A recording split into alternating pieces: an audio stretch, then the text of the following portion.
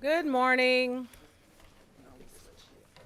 Hi, everyone. I'm San Francisco Mayor London Breed, and I'm joined here today with our Police Chief, Bill Scott, our District Attorney, Brooke Jenkins, and our member of District 6 Board of Supervisors, Matt Dorsey.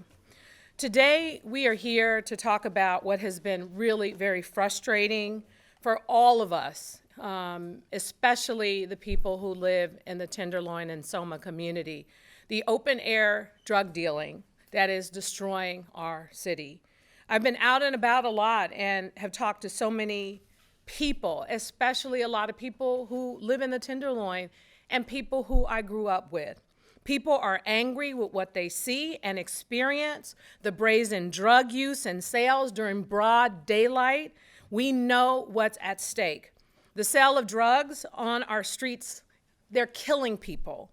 And open-air drug markets are disrupting neighborhoods and residents. In fact, we've had more overdose deaths since the start of a global pandemic than we did COVID deaths. Kids are walking by things that they shouldn't see on their ways to school. No one should have to see or experience that. And this doesn't even include some of the violence which we know has been extremely problematic. I know there are so many who are struggling with addiction. And this is a city of compassion, so of course we want to help. We have been balancing our work around expansion of services and treatment for them.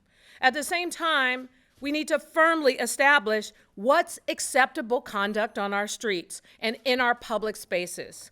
San Francisco has to draw a firm line at behaviors that harm, that injure, and cost neighborhoods peace of mind, everyday safety, and quality of life.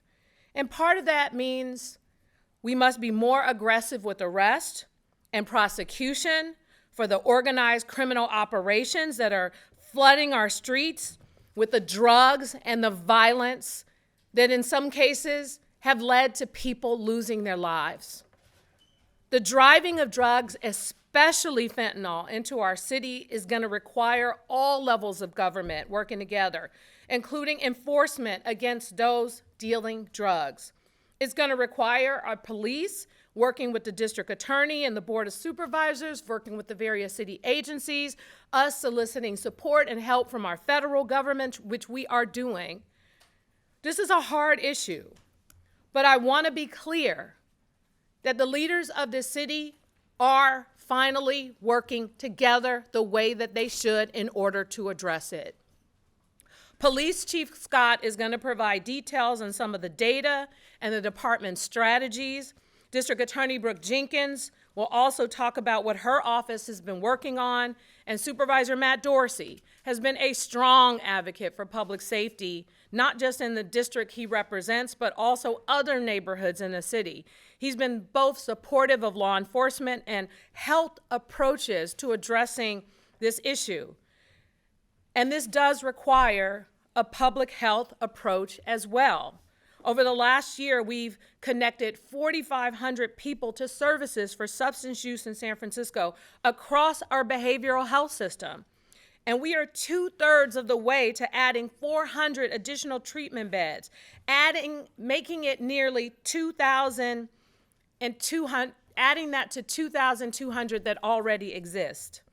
The Public Health Department is setting clear goals to increase the number of people who are medically assisted treatment that will help them get off opioids. On top of the shelter, housing, and other places we are creating for people struggling on our streets. These investments are designed to create solutions that can get people off the streets into safe settings and ultimately stability. And we won't stop until we get to that ultimate goal where we are constantly adapting our strategies so that no neighborhood should be responsible for living in the conditions like the ones we see sadly in the Tenderloin. Every community, our residents and merchants, deserve a clean and safe neighborhood. Because let's be clear, selling drugs is not legal. Using drugs out in the open is completely unacceptable. So yes, public health is a part of this enforcement effort, but We have to be moving together in the same direction, and that's why it's so important that we have our police chief, our district attorney, member of the Board of Supervisors, all here working together. Chief Scott and the officers of the San Francisco Police Department have been making the arrests. They've been seizing the fentanyl off the streets. They've been interrupting the open air drug dealers and confiscating deadly substances as we're building strong cases against those criminals who are profiting from street level drug sales. And they have a partner in our district attorney who is sending a strong message around accountability and who's working with our officers to build strong cases.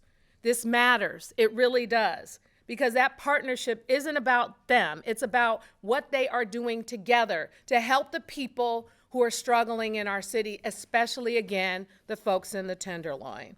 When our police officers make an arrest, there needs to be consequences for the seniors, for the immigrants, for the kids who are trying to just live their lives and do some of the basic things that we take for granted. We're working on every option to get people the help they need, and we must hold those who continue to bring harm to our streets accountable for what they're causing, the significant damage. Standing with everyone today, I'm confident that our public safety agencies will work more closely. Together, we'll make a difference for our residents and our workers and our visitors. And with that, I want to take an opportunity to introduce Police Chief Bill Scott, who's worked with his command staff and everyone in the department to make sure that our foot beats, our patrols, our officers are responding to calls. We know we have a lot of work to do, but it's truly important that we support law enforcement in this city, because ultimately we have to make significant changes, and that means we have to make sure that there are consequences when people break the law in San Francisco, and that's what we're going to continue to do to make our streets safer. And with that, Police Chief Bill Scott. Thank you, Mayor Breed, and good morning, everybody. First of all, I just want to say thank you to the mayor, our district attorney, Brooke Jenkins, Supervisor Matt Dorsey, for the partnership. You heard the mayor talk about doing this together, and this is only a small fraction of the city team that is working hard every day to address this issue. We want to make sure that everybody understands the unity and the solidarity and the commitment of city leaders to make this situation better. This is about saving lives. This is about protecting the people who work, live, play in this city. And this is about protecting our great city.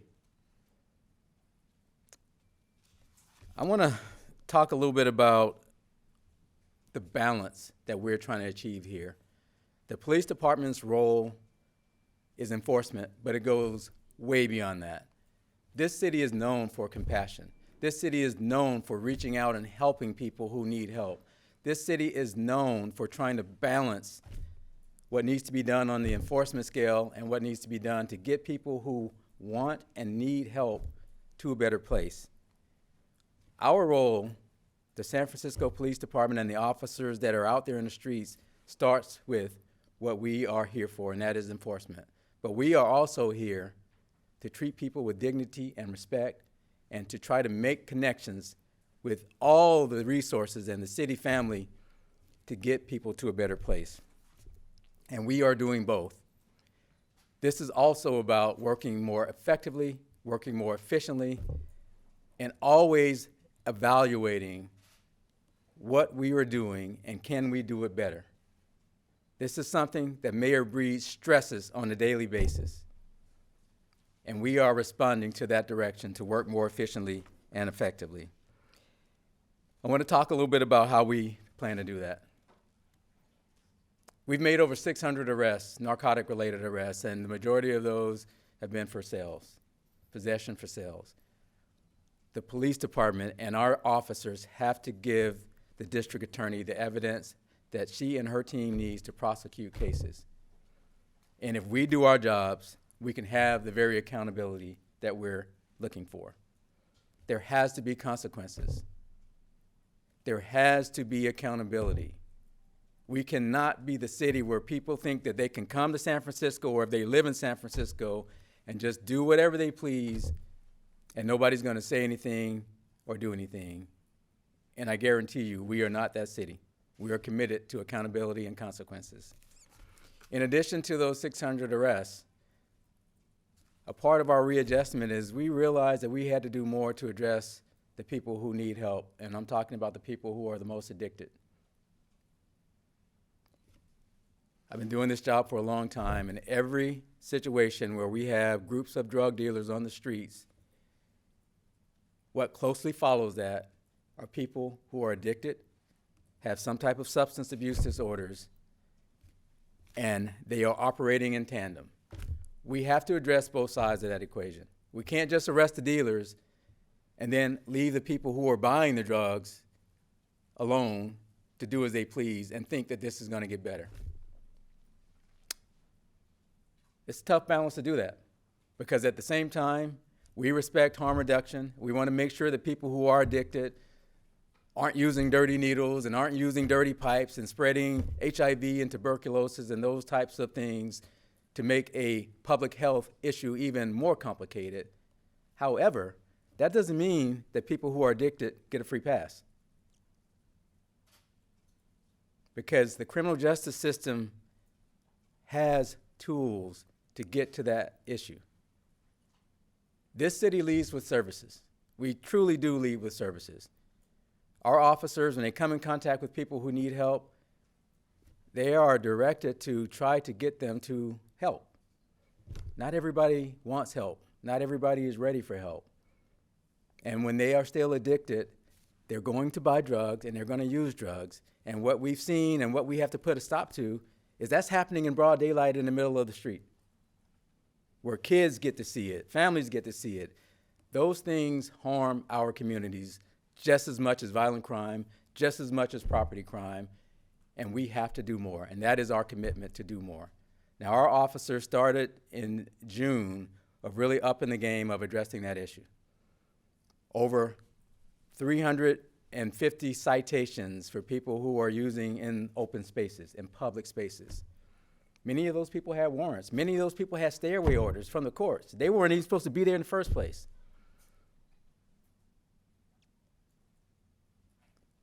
The district attorney will talk more about their policies on how to address that issue from her point of view and what they need to do. But what we need to do as the police department is do our jobs and make sure that people understand that that is not okay.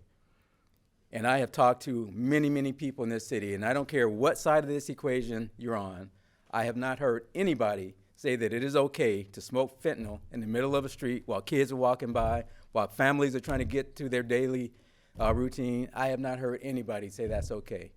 So if we're all in agreement, we should all be in agreement to do something about it. And that is what we are committed to doing. These operations and this enforcement will continue, and it has increased because we know the detrimental effects of harms to our community, that drug dealing, narcotics dealing. The Tenderloin is one community, but the Tenderloin has more deaths than any part of the city for drug overdoses. Our officers are out there using naloxone, and they're saving lives. The reversals is almost a daily occasion. Who knows what the overdoses that the mayor talked about would be if we weren't doing that, and all of the other partners that are out there trying to save people's lives. But we have to dig deeper. We cannot allow this to continue on our streets, and we will not allow this to continue on our streets. I'm going to close with just a personal story. This past Friday, myself and a couple of officers and a sergeant were at 8th and Mission. 8th and Mission is known for drug sales. It's known for addicted people hanging out. Supervisor Dorsey was a half a block away conducting a community cleanup. We had officers making arrests while I was out there for drug sales. We had needles spread out on the sidewalks.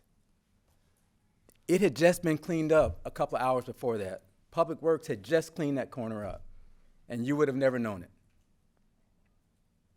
I saw a little girl walking down the street with her mom, I'm assuming it's her mom, stepping over needles. Another little girl and her mom wanted to get on the bus. The bus shelter was packed with litter, with people using, with people passed out at the bus shelter. That's not okay, folks. It's not okay. Now, we got it cleaned up within about an hour. Officers came, they cleaned it up. Arrests were being made as I was out there. Arrests were being made for sales. A couple hours later, back to the same. Here's the point to this story.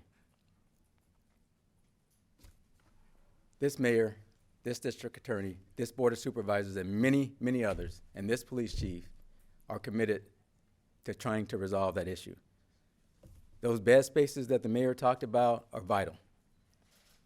And one way that we plan to work it more efficiently is we are going to take away the excuses. We had trouble with getting people transported from street corners to places where they can get help because we didn't have transportation. That is no longer an issue. Working with public health, that is no longer an issue.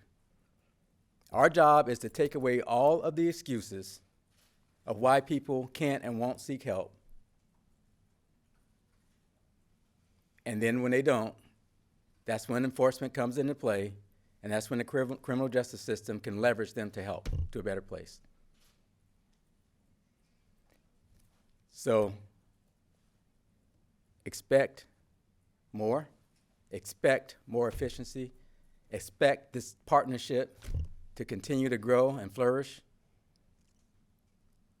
and expect our city to be the great city that it is and it should be. And with that, I'm going to turn it over to our district attorney, Brooke Jenkins. Thank you. Good morning, everyone, and thank you to Mayor Breed, to Chief Scott, and to Supervisor Dorsey for their leadership on this issue and their partnership with my office. As you know, we've had over 1,700 overdose deaths in San Francisco since 2020. I promised the public the day that I was sworn in that I was committed to doing something to eradicate the open-air drug markets in San Francisco, and that I was committed to making sure that we restored accountability into the criminal justice system here in San Francisco. What we know is that the San Francisco DA's office over the last 2.5 years effectively decriminalized the sale of drugs, and we see the result of that out on our streets every single day. A part of my commitment and demonstrating my commitment to solving this issue was to immediately come in and to survey the situation with respect to what offers were being extended to those dealing drugs in our office, and to immediately revoke 30 lenient plea offers that I believed were excessively lenient for those who were selling fentanyl. My approach to dealing with the open-air drug markets has been that we have to have consequences. We have to make sure that our rehabilitative courts aren't being abused and misused by those who are dealers and not those who have substance abuse problems. I've announced over the last 2.5 months many policies with respect to the way that we're handling drug dealing cases going forward. We are now prohibiting those who have more than 5 grams of a controlled substance from entering into our rehabilitative courts, which should be reserved for those who actually need treatment. I've put enhancements back on the table for those who sell drugs within 1,000 feet of schools. I've made sure that we are no longer giving excessively lenient misdemeanor pleas and dismissals to those who are selling the most lethal drug that we've ever seen on this market. We've begun filing pretrial detention motions for those who have egregious sales cases, those who have picked up numerous fentanyl sales cases, those who are in possessions of quantities that could kill multiple neighborhoods in San Francisco in one shot. I've also announced a new policy that we will move forward with admonishing fentanyl sellers at the time of their arraignment about the lethality of fentanyl and helping them to understand that should they be connected to someone's death through the sale of that deadly drug, that they could be charged with murder. We are now in a crisis, as we know, and that crisis doesn't stop with the adults. I have a 6-year-old daughter that I just had to give a lesson to about what is now candy fentanyl that is on our markets. We are seeing overdoses in the school systems in California. This crisis has reached a point where, as you've heard this morning, we must, as city leaders, do something about it. And that's why I have taken this aggressive approach in my office.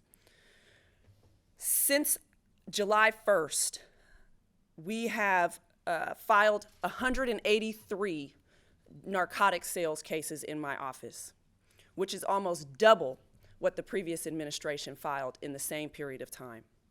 We've arraigned 157 individuals from July 1st to September 25th, representing a 100% increase in the number of arraignments for drug dealers in San Francisco during that same period of time last year. The charges don't tell the whole story, we know that, but they do help illustrate the fact that we are taking a more aggressive approach and that we are taking this issue seriously. And what the public will see is that on the back end of these cases, you will see accountability. With respect to the motions to detain, we have filed 9 of those motions, 2 being filed just yesterday. And we are continuing to advance new legal theories and arguments to make sure that the judges understand the dangers that these fentanyl dealers present to the public. As I said, in every single arraignment with respect to the sale of fentanyl, we are giving that admonishment regarding the potential for filing of murder charges should somebody's sale be connected to a death. I've also gone around to many of the police stations at this point to speak with the rank and file officers, those who are out on foot patrol actually making these arrests, just as Chief Scott just talked about. I've met with the foot patrol officers in the Tenderloin, at Southern Station here in Soma, to let them know that when they do their jobs at the highest level, when they make these arrests, that the DA's office is now willing to make sure that there is accountability in these cases, that their work is now valued in this criminal justice system and is essential and is what the public wants. I was out yesterday on Market Street and had a gentleman come up to me and tell me that just a few months ago, his wife died of a fentanyl overdose, that she had been in recovery, trying to stay clean, but with the amount of drug dealers out on the street, that it was impossible for that to continue, and that is what ultimately led to her death. He implored me to do something about what's going on. And so yes, based on what everyone is saying around this city, as Chief Scott just pointed out, we have a job to do and we are willing to do it. With respect to the open air drug use, as I've said over and over again, we can't be a city that accepts people publicly using drugs on our street. As I drive around with my 2 children, how do I explain to them what's going on and that they shouldn't engage in drug use when it appears to be something that happens normally and regularly out in the open? What we've done with respect to the citations that the police department is issuing is to create a policy regarding bundling, that at the time somebody reaches a 5th citation from the San Francisco Police Department, that we will then file a complaint with those 5 citations and forward it to our Community Justice Center, which is designed to require them and help them engage in treatment. As Chief Scott said, we are a city of compassion, but compassion is not leaving people to languish on the street, potentially to die of overdose. It's using the tools that we have to propel people to change their lives. And what I know is that for all the people that I've met in recovery, many of them have said that it was the criminal justice system that got them on the road to staying clean. And I'm committed to using this system to help those who need that assistance do so. The reckless decisions that were made by the previous administration have cost San Francisco far too many lives. And those are not throwaway lives. Those are people's family members. It has impacted those families. It has impacted the business community here in San Francisco, and it continues to impact families who live in the neighborhoods most plagued by this behavior. I pledge, as I have before, that I will do everything in my power to help this city move forward, to eradicate this problem, and to make sure that all of our communities can live in peace and safety. And at this point, I will pass it over to Supervisor Dorsey. Thank you.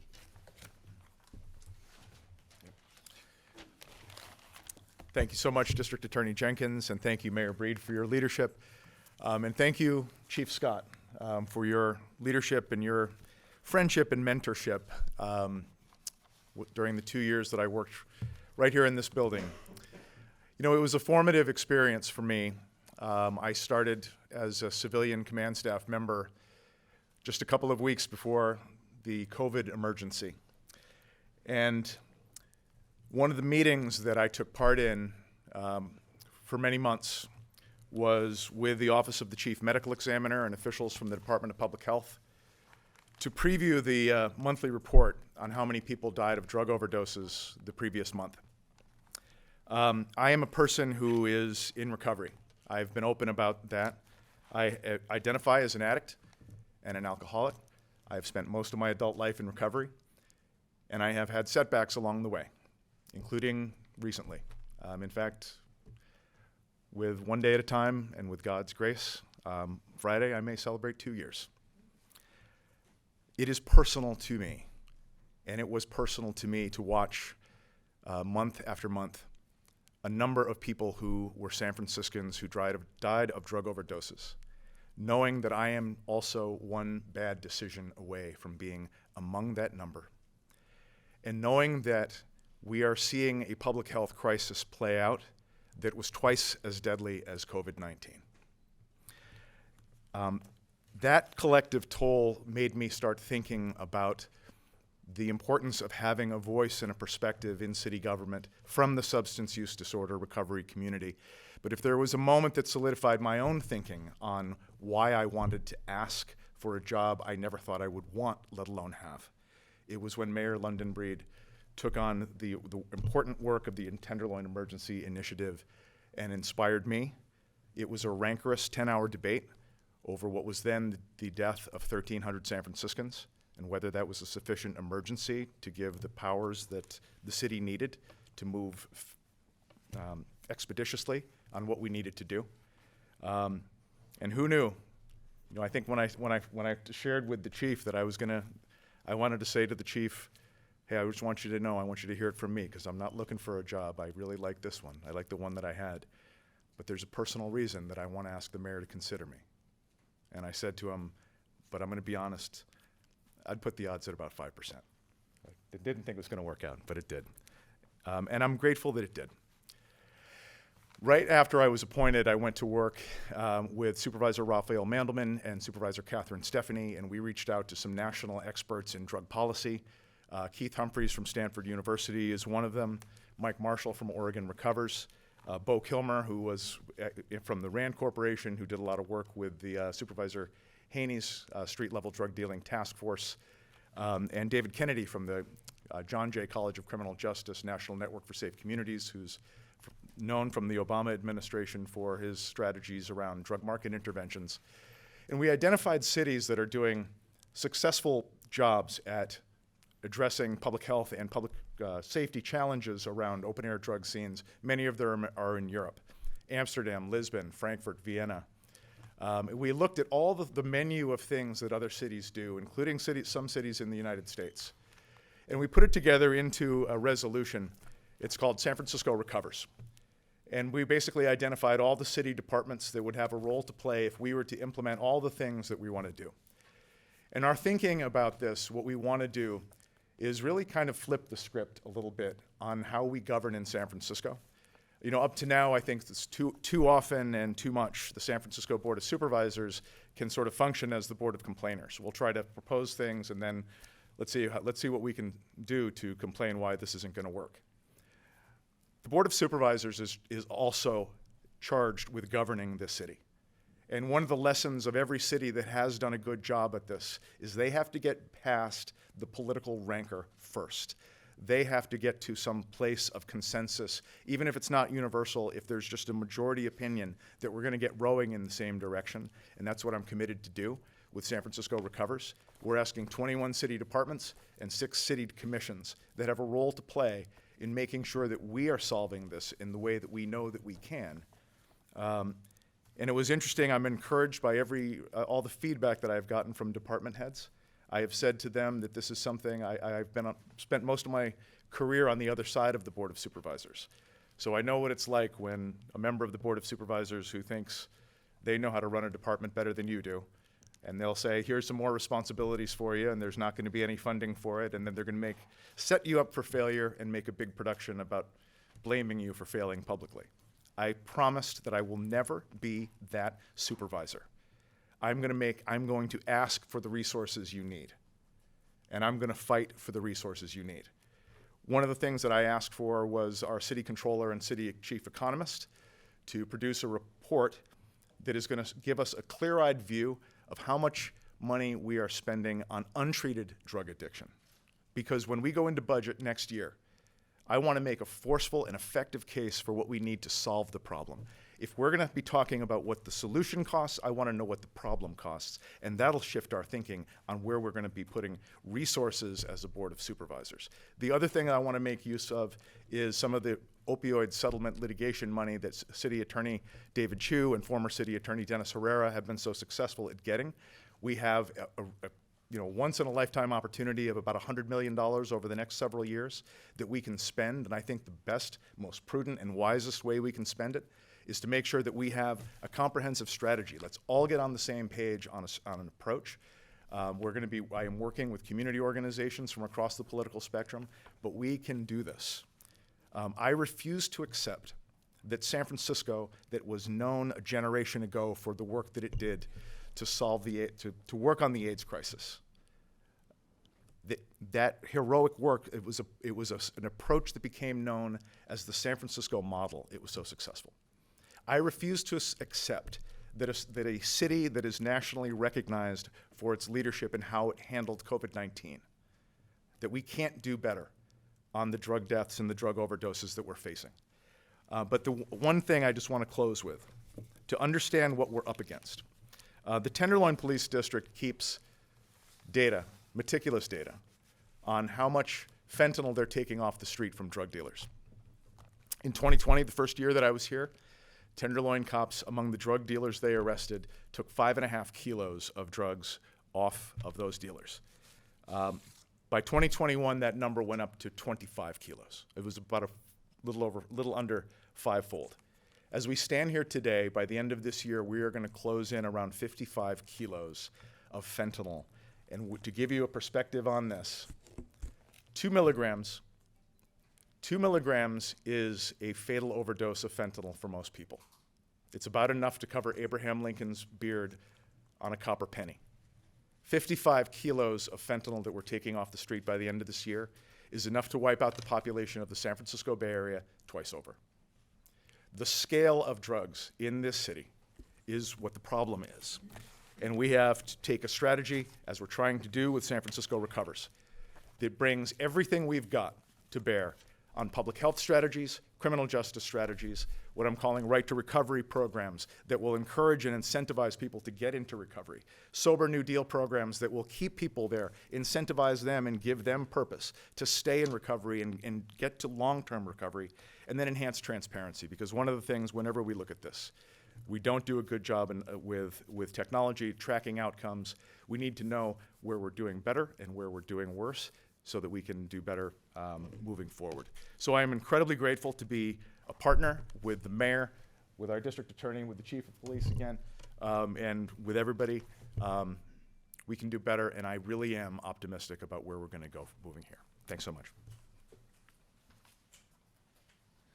Thank you, Supervisor Dorsey. I'm really excited about what I know working together we will accomplish. These problems that exist in our city were not created overnight, and we know the solutions won't happen overnight. But what you have here are people who understand the challenges and are prepared to make the hard decisions about the solutions to move our city forward. We finally have someone who is a prosecutor serving as our district attorney. We have a commitment from our police department with our police chief. We have a member of the Board of Supervisors who understands intimately the challenges that people who are suffering with addiction face and the need to make sure that we balance the accountability component with supportive services and treatment. We're not losing touch with the fact that San Francisco is a compassionate and caring city. We understand addiction is hard for anyone. It can happen to anyone at any given time. It's clearly happening to many, many people who are struggling on our streets. But I'm still optimistic because of the fact that all of us are working together, because of the solutions that we're proposing, because of the things that are important to solving the issue. Just in 2020, over 700 people died. 2021, we saw over 600 people die. This year, so far, a little bit over 300, and unfortunately, we are anticipating there will be more. But those numbers are declining. They're declining because a lot of the work that we are doing to ensure that we support people, we help people, but we also factor in accountability into the solution of that. It's going to take a lot of work, but I know that we'll get there. We'll get there if we stay consistent and we stay persistent in the process of doing what needs to be done. Everyone here had a story to tell. I have a story to tell. I lost a sister to a drug overdose. No, it was not fentanyl, but I did lose a sister in this city the day before she turned 26 to a drug overdose. She was my sister, my younger sister. And so when these people here talk about the families and the people and the folks that we're losing, they're somebody's sister too. They're somebody's mother, father, daughter. They have a story to tell. So what story are we going to tell in our pursuit to ensure that if they need a second chance, there's an opportunity for them to have a second chance? That if they get a second chance, they can even become a member of the Board of Supervisors in this city. That's what this is about. This is about changing and saving lives. And this is about dealing with the destruction in a way that will make people uncomfortable, but is necessary. We can have criminal justice reforms, but we also need to add to that accountability. So I'm looking forward to seeing what we are doing collectively finally take shape in a way that's going to change our city for the better. And with that, we'll open it up to questions. Mayor Breeze, you made some similar promises in December to crack down on drug dealing and drug use. Obviously, we have a new district attorney, but you also mentioned issues around police staffing as to why that didn't have as much of an intended change in the spring as you'd hoped. So what will be different this time with some similar promises? Well, I actually think what you're saying is somewhat inaccurate. There have been more arrests made since then, and there is more accountability, as the DA talked about, in terms of a number of changes around those who are dealing drugs. But we know that this problem is significant. So it's not as though we're not moving forward. There are changes that we, of course, want to see. We're just not going to see them aggressively at the levels that we all want to see them at. It's going to take time. And yes, police staffing is playing a role, but we're still making the arrests. We're seeing a lot more arrests. We're seeing a lot more accountability, and we're seeing a difference, and we're going to keep at it. And in fact, in this past budget, we anticipate hiring another 200 police officers. We're 540 police officers short, so we definitely need more. That's where balancing our various ambassadors and other programs that we have with eyes and ears and support on the streets, treatment and services, our street crisis response teams, and all of that. It's a combination of things. It's not just law enforcement, but we're making more arrests than we ever have before around this issue, and that definitely is making a difference. Oh, hi. I was at the event that you put on to clean up 8th and Mission. And my question is that we were also putting up signs saying drug dealers are basically on notice that we are going to be pursuing charges for murder. I've watched the dealers read those signs. How are you going to get the message to them even further that this is a serious initiative?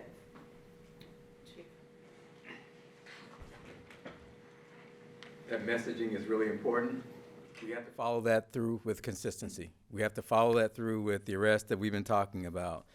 We have a job to do in terms of arresting people that are out there dealing drugs. And like I said, we're going to take away the excuses. You know, people are warned that we're serious about this. We will make arrests. That same day, our narcotics unit was out there making arrests. And this district attorney is committed to doing what she said she was going to do. So these things take time to kind of catch root, but they will catch root. And I am confident with consistency and persistence, things will get better in terms of that issue. And it's not just the local drug dealers, because we have to get at the networks as well. These dealers have suppliers, their money is, you know, there's a lot that goes into this, and we're trying to work this at every angle. Some investigations take longer than others, but what we need to see is a difference on the street. You were out there Friday. We need to see a difference on the street. If we go out and make 10 arrests or, 10 dealers on the corner, and the people that are living in that community or walking through or driving by don't see a difference on the street, it's important that we make those arrests, but it also has to go with the cleanups and all the other things that we're doing, and we have to sustain that work. Because really, the eye test is what people judge us by. We can throw statistics out all day long. 600 arrests can easily be 1,000 a year from now. But if they're not seeing a difference on the street, we're doing half the work. So we want to combine those arrests, those convictions, with a noticeable difference on the street. And that's where this partnership really plays into what we need to do. It's not just police, it's public health, it's public works, it's homeless and supportive housing, it's the Human Services Agency. We all have to lift on this, because the bottom line is, when it gets down to it, we're talking about human beings that are causing these problems. And I will say this, there needs to be some personal accountability. I said this and I'll say it again, you don't get a pass just because you have a substance disorder. So we have to do all of it, but the persistence will matter. Christian, how do you work with those who have a fundamentally different view of this issue? There are many in the city who say that we've seen that a war on drugs is unsuccessful. It doesn't work. It's a strategy that people have tried for 40 or 50 years that hasn't worked. How do you have an argument then, or how do you create consensus with somebody who has a fundamentally different view of this and sees this primarily perhaps as a public health issue going forward? How do you reach that common ground with somebody who has a fundamental difference in how you view this issue? The way I frame it is, we've seen what doing nothing does to our city. When my office decided that it wasn't going to do anything about the problem, we see how the problem got worse and worse and worse, and now is at a crisis point. And so that is what I convey, is that we've got to do something, because doing nothing hasn't gotten us anywhere. And in fact, it has cost us lives. People want to talk about, well, the war on drugs, this, the war on drugs, that. It is a war on fentanyl. It is. When I'm having to give a lesson to my 6-year-old about not eating something that looks like candy because it can kill her, this is absolutely a war on the most lethal drug our street has ever seen. And it is something that we have to take seriously, because our children are dying. Not just those who are choosing to use, but people who don't even know that they're taking it are dying. And now the dealers have decided to try to disguise this drug as something that is attractive to children. And so, yes, we have to do something. There may always be disagreements on the how and the what that we do, but I think accountability comes first, because we have to function in this system to create deterrence. If we don't have a deterrent, then people are just going to keep cycling into San Francisco to keep selling. Refuse treatment. How are you going to handle that? And let's let Christian, let's have your follow-up. I was going to say, and then we'll go. Supervisor Dorsey, I think you were going to go ahead. And then we'll go right here next.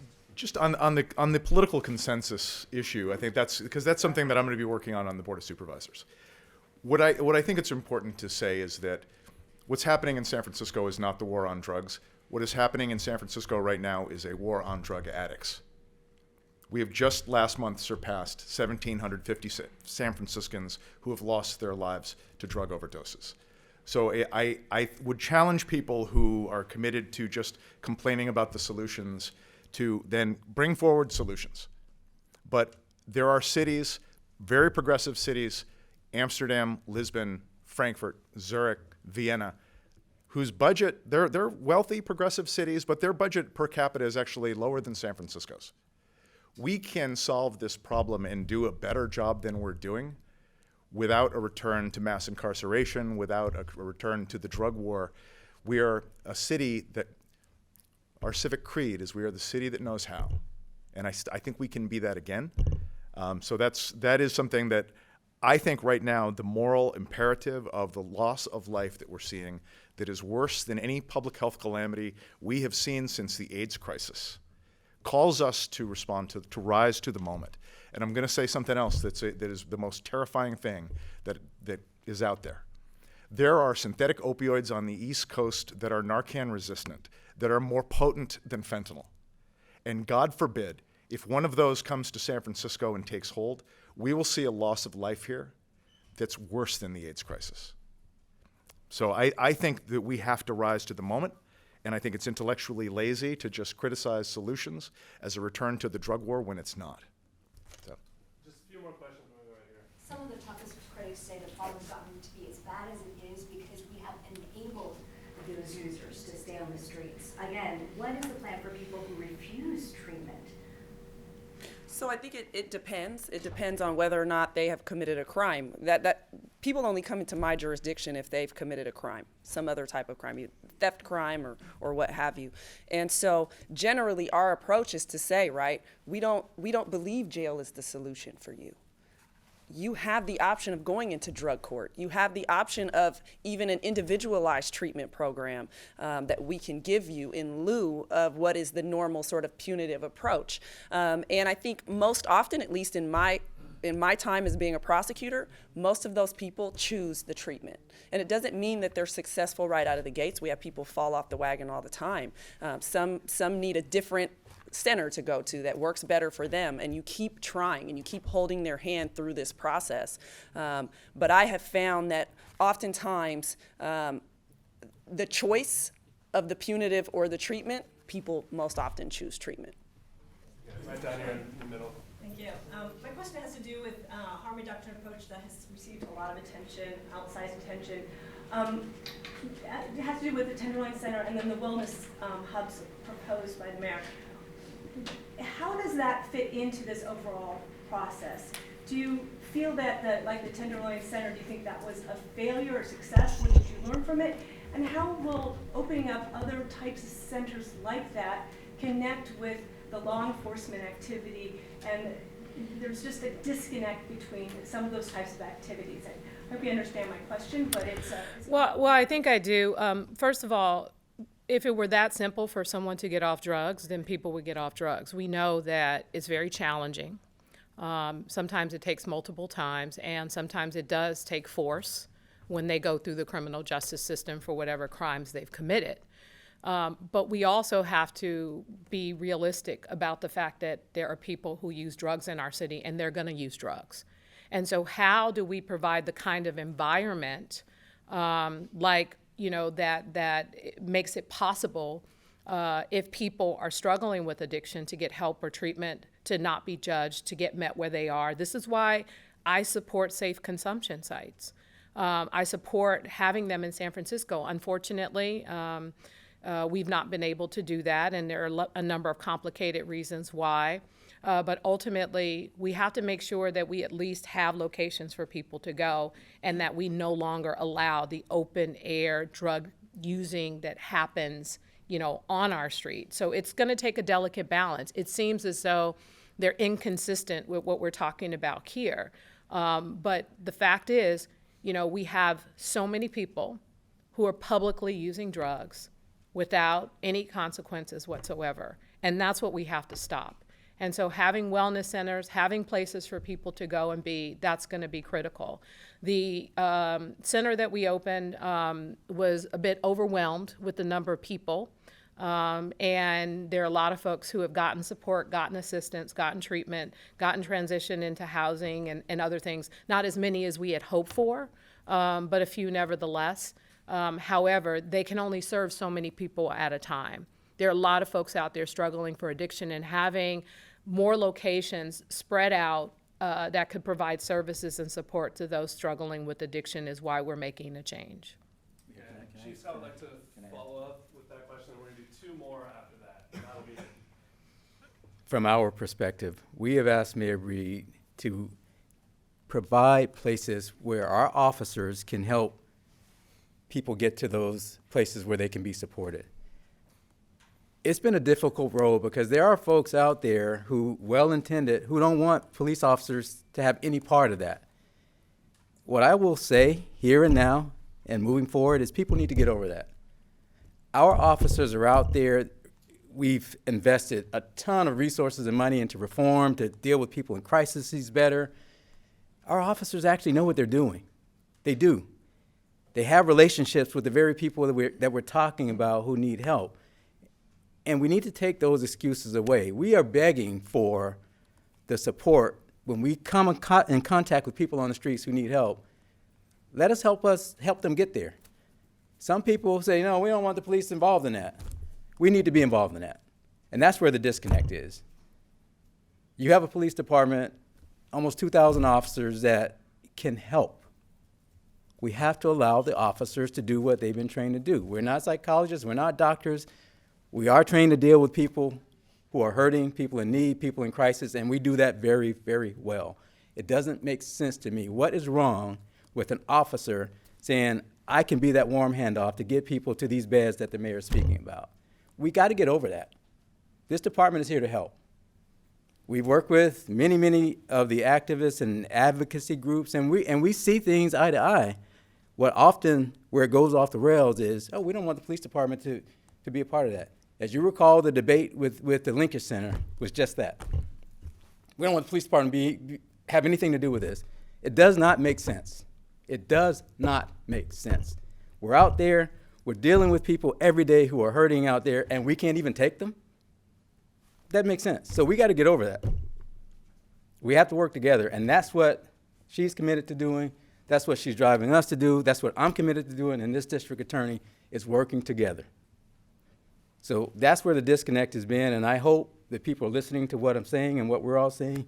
We got to get over the past and let the officers do what they can do, because they can help. Thank you. Two more questions right here. Clearly, what you're doing on snatch and grab, your burglaries and robberies have gone down. So something you are doing is correct.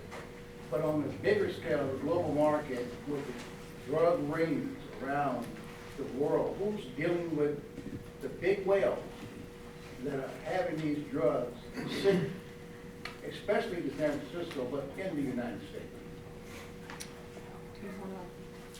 You want to talk about the U.S. Attorney? So the question is about the bigger issue, right? Yes. So we have really good partnerships with our federal partners, and when we talk about, this problem goes beyond San Francisco. What we see on the streets really is the tip of the iceberg, and we have to deal with that. We have to see a difference. We have to go out and be consistent in making the arrests, and the district attorney, when we give her and her team the evidence, prosecuting cases, it goes so far beyond that, though, and we know this, and these are cases that we work, the long-term cases, the rings that you described. There are networks, there are people that this is what they do. There are enterprises, so to speak, and we know this to be the case. Our federal partners, the Drug Enforcement Agency, our U.S. Attorney's Office, we are working together on that issue. These cases take time. They take an investment of time, but we have to still do the local enforcement. We have to do the local enforcement while these cases are making their way through the system and being investigated. So that is happening. That's about as much as I can say, but I guarantee you it's happening, and we have seen some results, and we'll continue to see more. But we have really good partnerships, and those partnerships involve everybody standing here and more. Last question right here. Yeah, you've spoken about the impact of drug dealing on children in the city. What's your department's strategy for addressing drug dealing near schools? There are actually laws, statutes on the books about drug dealing near schools, and I am confident with District Attorney Jenkins and her team, every one of those, where it's applicable. Of course, we have to make the arrests, and we have to write the good reports and all that stuff, but enhancements are out there for drug dealing near schools. We have to discourage that as much as the law allows us to do. I don't think any of us want to see our children having to step over drug dealers and come out of their school. We have safe passages in the Tenderloin where officers have to be posted on street corners so kids can walk from school to home without being walking through, the gauntlet of drug dealers. We do what we have to do to make sure that our children aren't exposed to that. There's more that we must do because it's unacceptable. So yeah, the law allows for enhancements, and it's probably the DA is better suited to talk about that, but we got to give her the ammunition she needs to prosecute and get those enhancements filed. Thank you. All right, that's it. Thank you very much.